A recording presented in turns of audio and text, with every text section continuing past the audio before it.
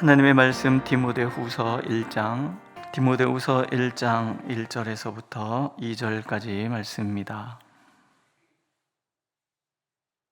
디모데후서 1장 1절에서 2절 우리 한 목소리로 읽겠습니다. 1절 하나님의 뜻으로 말미암아 그리스도 예수 안에 있는 생명의 약속대로 그리스도 예수의 사도된 바울은 사랑하는 아들 디모데에게 편지하노니 하나님 아버지와 그리스도 예수 우리 주께로부터 은혜와 긍휼과 평강이 내게 있을지어다. 아멘. 사람은 자부심의 존재입니다. 이 자부심이라는 것이 우리의 삶을 굉장히 강하게 하고 담대하게 만들지요. 이 자부심이 흔들리면 삶 자체가 총체적으로 흔들리게 되어 있습니다.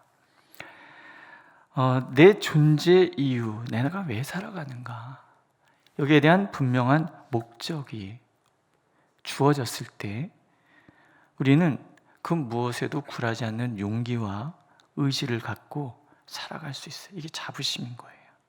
내가 누구이고 무엇을 위해 살아가고 있는지를 분명히 아는 사람은 그 삶의 성공과 실패에 그다지 영향받지 않습니다. 그 삶에 대해서 후회하지 않습니다. 디모데후서 4장 7절에 바울은 이런 고백하거든요. 나의 달려갈 길을 다하였다. 전혀 무엇에도 후회 하나 남지 않은, 미련 하나 남지 않은 그 이 고백, 나는 나의 달려갈 길을 다하였다. 돌아보면서 후회하지 않아요. 왜냐하면 내가 왜 살아가야 하는지, 무엇을 위하여 내가 존재하는지를 분명히 알고 그 삶을 살아갔다라는 거예요. 다메섹 도상에서 예수님을 만나기 전까지 사도 바울은 율법주의자잖아요. 바리새인 중에 바리새인이었고 히브리인 중에 히브리인이라는 분명한 자부심을 갖고 있었어요. 가말리엘이라는 당대 최고의 석학 밑에서 직접 교육을 받은 지식에 있어서나 사회적인 어떤 위치에 있어서나 전혀 굴하지 않는 그런 삶을 살았어요. 그러나 그 삶의 결과는 뭐예요? 내 뜻과 맞지 않는 사람들을 죽이는 살인자로 살았단 말이죠. 살기 등등하여 다메섹으로 가다가 예수님을 만나는 거예요. 예수님 만났을 때 그가 처한 환경은 어둠이잖아요. 앞이 보이지 않는 거죠. 캄캄한 어둠. 사실 상징적인 거잖아요. 내가 뭘 위해서 살아왔는가? 나는 무엇을 위해서 살았는가? 거기에 대한 절망이에요. 내 삶에 지금까지 살아온 모든 삶에 대한 후회와 또는 무기력함, 그 헛된 삶에 대한 좌절에서 무너지잖아요. 그렇잖아요? 그러나 그가 예수님을 만나고 나서 그의 삶은 다른 삶이 됩니다. 왜냐하면 살아계신 하나님의 분명한 목적에 이끌리는 삶을 살았기 때문에. 그래서 그의 말년에 그는 죽음을 앞두고 나는 나의 달려갈 길을 다하였다, 이렇게 고백하는 사람이 된 거예요. 이런 고백을 할 수 있었던 분명한 이유, 말씀드린 것처럼 분명한 자부심이에요. 자기 정체성, 내가 왜 사는지. 바울은 사도라는 분명한 의식을 가지고 있었어요. 사도, 하나님의 말씀의 전달자예요. 그가 그런 분명한 자부심을 가졌던 이유를 오늘 두 가지로 얘기하잖아요. 첫째는 하나님의 뜻으로 말미암아. 나의 시작은 하나님이셨다는 거예요. 나의 삶의 시작, 에베소서에 표현한 것처럼 이미 어머니 모태에 잉태되기 전에 하나님께서는 나를 택하셨다는 거예요. 하나님의 뜻에 의해서 부름받았고 하나님의 뜻에 의해서 하나님이 걸어가야 할 정해주신 그 길을 내가 걸어갔다라는 거예요. 나의 존재의 시작이 하나님이었고 믿기 때문에 나의 삶의 모든 것도 하나님이었고 나의 끝 또한 하나님인 거예요. 하나님의 뜻으로 부름받았기 때문에 하나님이 책임져 주시는 사람. 우리의 목적이 무엇이냐는 우리의 삶이 어떤 삶인가를 규정하는 굉장히 중요한 요소잖아요. 저는 목사 되는 것이 싫었어요. 왜냐하면 목사는 가난하니까.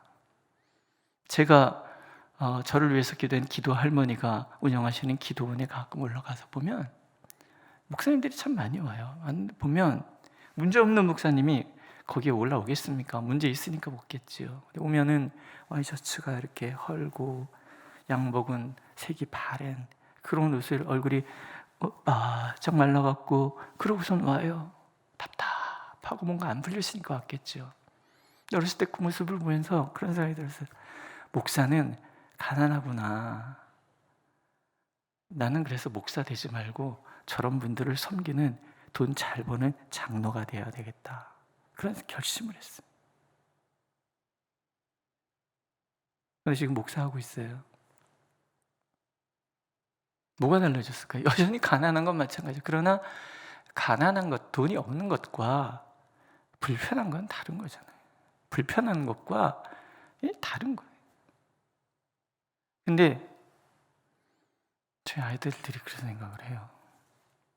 가난한 아빠 밑에서 자라다 보니까 애들이 자꾸 돈 그래요. 돈을 많이 벌고 싶어하는 마음을 갖고 있어요. 너 왜 이거 하려고 그래?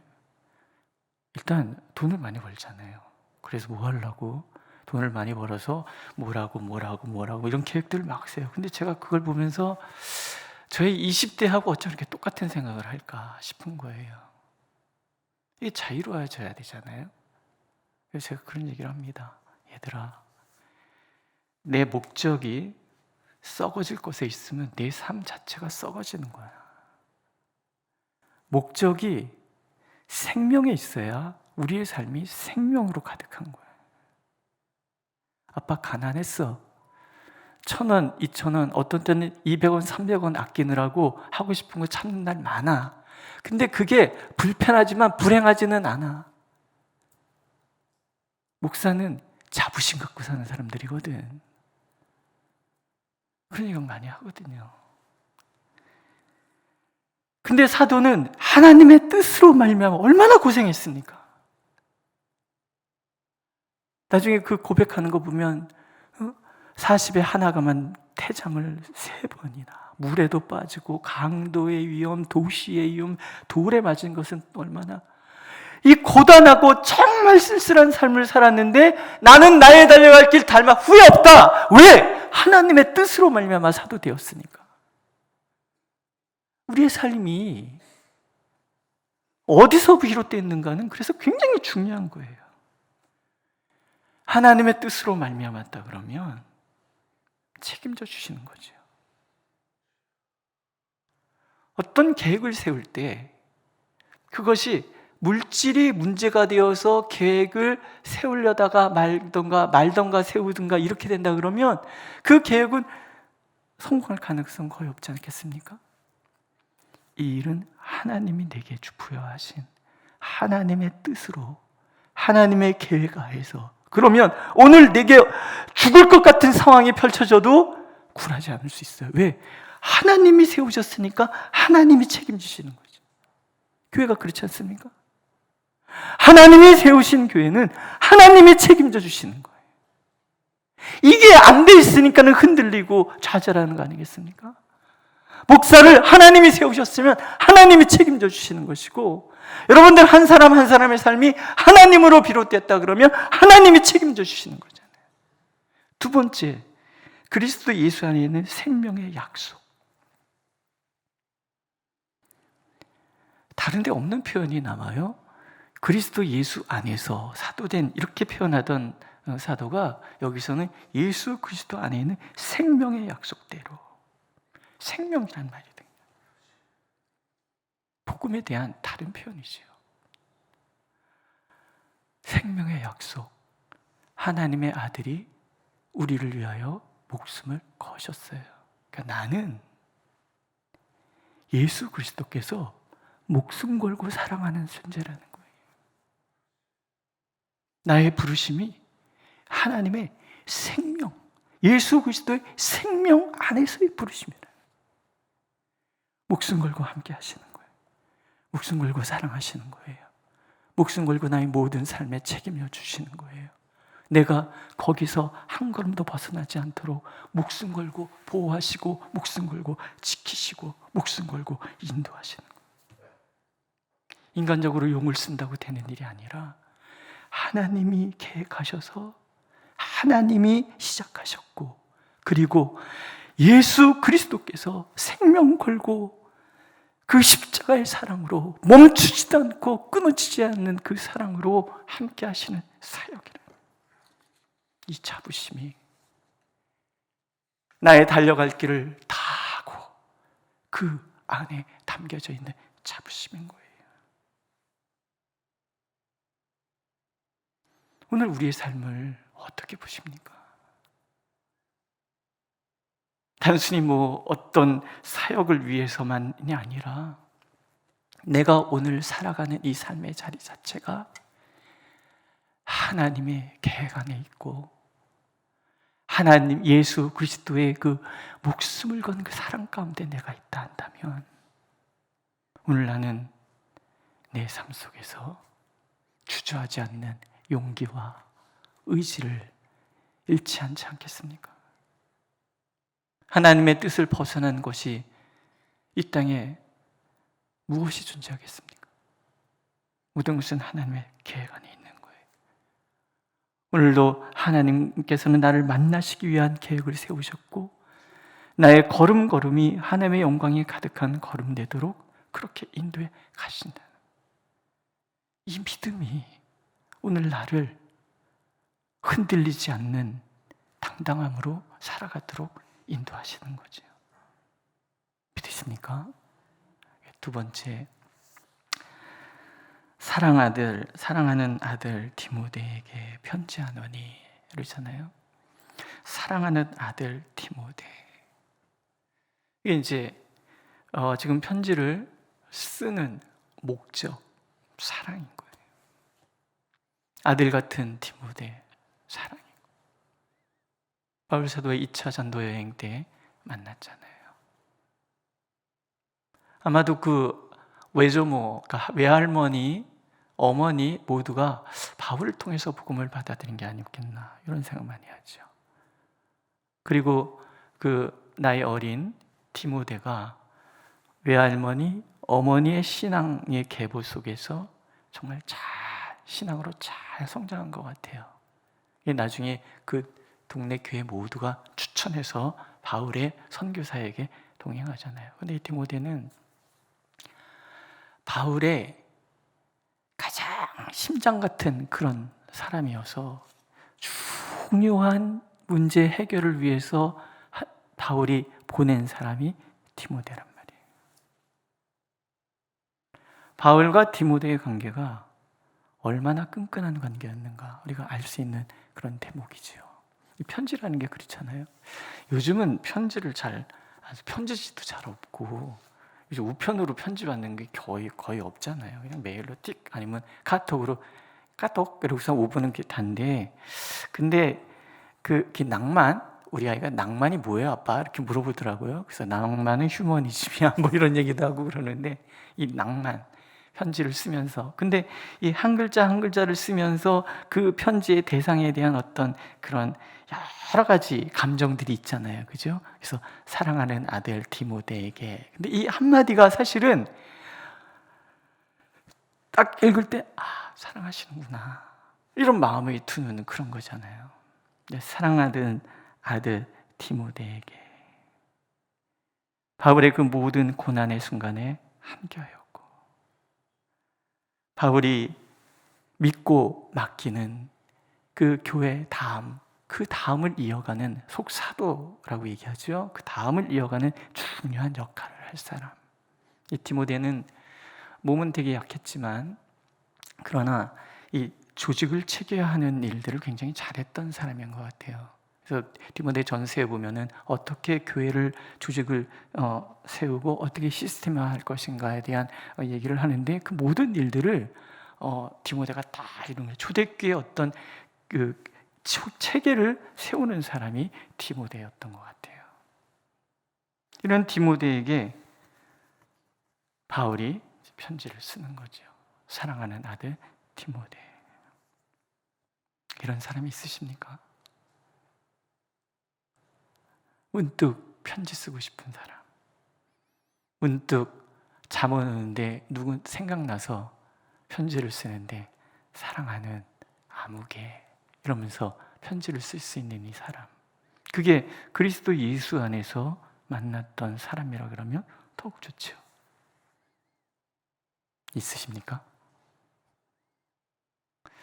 보니까 저도 편지를 참 안 쓰더라고요. 근데 갑자기 편지 쓰고 싶은 사람이 말씀 준비하다 생각이 났어요. 편지 한번 써야 되겠다. 근데 왜 이렇게 장하게 말씀드리냐면 그 다음 얘기가 중요해요. 뭐라고 축복을 해요? 하나님 아버지와 그리스도 예수 우리 주께로부터 은혜와 긍휼과 평강이 내게 있을지어다. 이 의례적인 인사가 아니라 사랑하는 아들 디모데에게 정말 이게 임했으면 좋겠다라는 마음으로 축복하는데, 그게 뭐냐면 하나님 아버지 그리스도 예수 우리 주로부터 은혜, 긍휼, 평강. 은혜는 뭐예요? 값없이 베푸시는 사랑이잖아요. 하나님 아버지와 예수 그리스도께서 너의 있는 모습 그대로를 사랑하시는 그 복이 내게 임하기를 원한다. 늘 목회를 하다 보면 부족함이 많이 느껴져요. 아유, 내가 교회를 망치고 있는 거 아닐까, 이런 생각할 때 많아요. 근데 누군가가 무슨 소리야, 그런 너를 하나님이 사랑하셔, 그 모든 부족함을 하나님이 채워주셔, 용기를 내, 얼마나 위로가 됩니까? 그 다음에 긍휼, 불쌍히 여기시는 마음. 당당하고 모든 것을 갖춘 사람이 불쌍하지는 않죠. 긍휼, 하나님 나를 불쌍히 여기소서. 하나님이 나를 바라보는데 따뜻한 사랑, 애틋한 마음으로 나를 보고 계신단 말이죠. 이보다 더 큰 사랑이 어디입니까? 하나님, 우리 디모데, 사랑하는 디모데를 그 애틋한 마음으로 바라봐 주십시오. 나의 이 목회하는 걸 너무 힘들어하는 그 모든 순간순간 애틋한 마음으로 함께 해주십시오. 우리를 바라보시는 하나님의 마음이 그 긍휼의 눈빛이고, 우리의 삶의 자리에 우리가 힘들어하는 모든 부분에 하나님이 함께 하셔서 불쌍하게 바라보시는 이것이 우리를 일으키는 힘이 되는 거죠. 평강은 뭐예요? 어떤 상황에도 굴하지 않는 힘인 거예요. 세상이 뒤집어지더라도 요동하지 않는 그런 마음인 거예요. 평강은 굉장히 적극적인 의미가 있다고 말씀드렸죠. 폭풍우가 몰아치는 바다, 파도가 너무 높아서 배가 좌초될 위기가 있는데 거침없이 그 파도를 뛰어넘어서 목적지를 향하여 가는 것, 이걸 평강이라고 얘기합니다. 울퉁불퉁한 도로, 매끈하게 아스팔트 깔린 길을 100km 달리는 건 누구나 하죠. 그러나 울퉁불퉁한 그 길을, 돌도 있고 웅덩이도 있고 가시도 있고 별게 다 있는데 거기를 100km로 달리는데 요동하지 않는 차, 그 안에 있는, 이게 평강인 거예요. 우리의 삶이 수없이 뒤죽박죽되는 그런 환경 속에 있다 할지라도 하나님께서 나를 붙드시면 내 삶은 울퉁불퉁한 그 길을 거침없이 달려가는 그런 삶, 그러니까 요동하지 않는, 이게 평강인 거예요. 세상이 주는 평강은 아무것도 일어나지 않는 고요함을 얘기한다 그러면, 하나님은 천지가 뒤집어지는 상황에서도 하나님 때문에 요동하지 않는 그런 삶, 얼마나 필요합니까? 요즘같이 이렇게 시끄러운 세상 속에서 하나님이 나를 보호하시고 하나님이 나를 붙들어 주신다는 것만큼 귀한 것이 어디 있겠습니까? 사도는 사랑하는 아들 디모데에게 이 복이 임하기를 하나님께서, 그리스도 예수께서 이 은혜와 긍휼과 평강이 있기를 기도하고 있습니다. 사실 이건 우리 모두를 향한 하나님의 마음 아니겠습니까? 여러분들의 오늘의 삶이 이 하나님의 은혜와 하나님의 긍휼과 평강이 가득하기를 축복합니다. 기도하겠습니다. 하나님의 부르심의 자리에 우리가 있음을 감사드립니다. 우리의 시작이 하나님이었기에 우리의 오늘도 하나님이시고 우리의 내일도 하나님이 인도해 가시는 줄로 믿습니다. 그렇게 주님 안에 있기에 주님의 그 긍휼과 주님의 은혜와 평강이 날마다 누려지는 삶이 되도록 인도하여 주시되, 오늘 우리의 삶 가운데 흐르는 눈물이 있거들랑 주님 불쌍히 여기시사 닦아주시옵고, 오늘 곤고함이 우리 앞을 가로막았걸랑 하나님의 그 놀라우신 평강으로 극복하게 하여 주시고, 오늘도 그렇게 주님과 동행하며 주님이 주시는 참된 자유를 누릴 수 있도록 우리의 걸음걸음 인도하여 주옵소서. 예수님의 이름으로 기도드렸습니다. 아멘. 하늘에 계신 우리 아버지, 아버지의 이름을 거룩하게 하시며 아버지의 나라가 오게 하시며 아버지의 뜻이 하늘에서와 같이 땅에서도 이루어지게 하소서. 오늘 우리에게 일용할 양식을 주시고 우리가 우리에게 잘못한 사람을 용서해 준 것 같이 우리 죄를 용서하여 주시고 우리를 시험에 빠지지 않게 하시고 악에서 구하소서. 나라와 권능과 영광이 영원히 아버지의 것입니다. 아멘.